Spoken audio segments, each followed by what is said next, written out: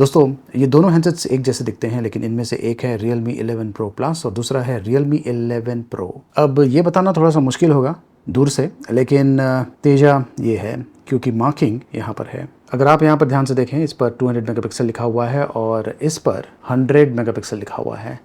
तो ये जो 200 मेगापिक्सल वाला कैमरा है ये तेजा है, I mean Realme 11 Pro Plus 5G। इस वीडियो में मैं खास करके ये Realme 11 Pro के बारे में बताने वाला हूँ और साइड बाय साइड कंपैरिजन भी करते हैं कि ये जो प्लस वेरिएंट है प्लस ये जो नॉन प्लस वेरिएंट है, दोनों में अंतर क्या है।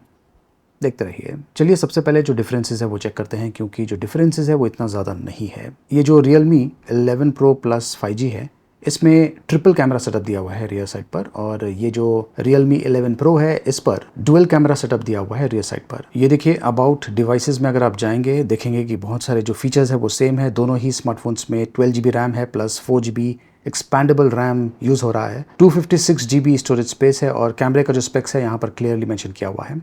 ये जो प्लस वेरिएंट है इस पर 200 megapixel plus 8 megapixel plus 2 megapixel combination use किया गया है रियर साइड पर, और जो फ्रंट कैमरा है वो है 32 मेगापिक्सल, जबकि जो Realme 11 Pro स्मार्टफोन है इस पर फ्रंट कैमरा 16 मेगापिक्सल का है और जो रियर कैमरा है वो है 100 मेगापिक्सल प्लस 2 मेगापिक्सल। इनके अलावा ये जो हैंडसेट है 11 Pro ये 67 वॉट फास्ट चार्जिंग सपोर्ट के साथ में आता है। बॉक्स में चार्जर दिया हुआ है। और ये जो प्लस वेरिएंट है ये 100 वॉट फास्ट चार्जिंग सपोर्ट करता है और बॉक्स में 100 वॉट का चार्जर दिया हुआ है। ये जो Realme 11 Pro 5G है इसकी अनबॉक्सिंग करते हैं। तो ये है इसका बॉक्स पैक, और बॉक्स के अंदर इस हैंडसेट के अलावा सिम ट्रे, इजेक्ट पिन, कुछ बुकलेट्स और ये सिलिकॉन केस दिया हुआ है। ये है USB to Type C cable, और जैसे कि मैंने कहा ये जो हैंडसेट है ये 67 वॉट फास्ट चार्जिंग सपोर्ट करता है, लेकिन बॉक्स में ये 80 वॉट का चार्जर दिया हुआ है। जहां तक बिल्ड और फिनिशिंग का सवाल है, दोनों ही स्मार्टफोन्स की जो बिल्ड और फिनिशिंग है बहुत ही बढ़िया है। ये वीगन लेदर फिनिशिंग के साथ में आता है और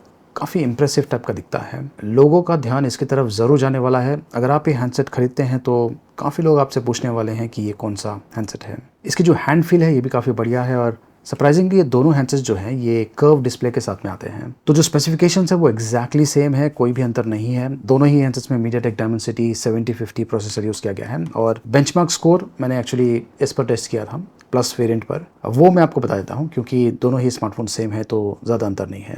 आपको एग्जैक्टली सेम रिजल्ट्स मिलने वाला है। ये देखिए, ये स्कोर मुझे मिला हुआ है 4,94,000 के आसपास, जो कि काफ़ी अच्छा है, और इस पर आप गेम्स भी खेल पाएंगे। ये देखिए, इस पर मैं ये वर्ल्ड वॉर 2 गेम खेल रहा हूँ जो कि काफ़ी बढ़िया चल रहा है।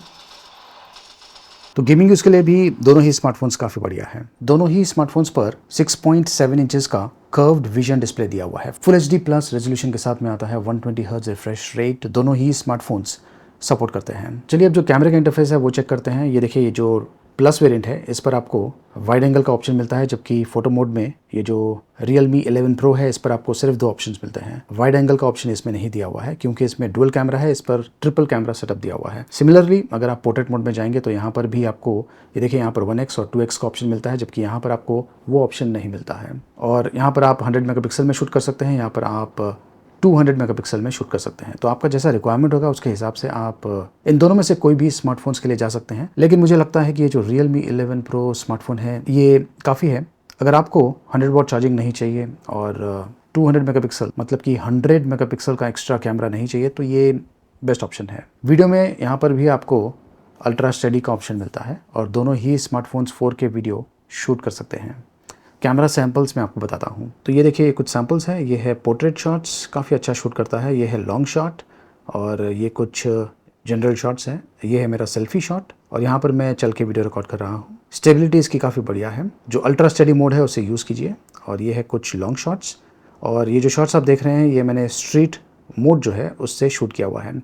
अब क्योंकि इस पर डुअल कैमरा सेटअप दिया हुआ है तो स्ट्रीट मोड में भी आपको 2 ऑप्शंस मिलते हैं, 26 मिल और 52 मिल। ये जो प्लस वेरिएंट है इसमें आपको ज़्यादा ऑप्शंस मिलते हैं, तकरीबन 4 ऑप्शंस मिलते हैं। ये नाइट शॉट्स भी काफ़ी बढ़िया शूट करता है। ये देखिए, ये है कुछ सैम्पल्स। दोनों ही स्मार्टफोन्स में 5000 mAh की बैटरी है, और जो स्पीड चार्जिंग है दोनों का अलग है।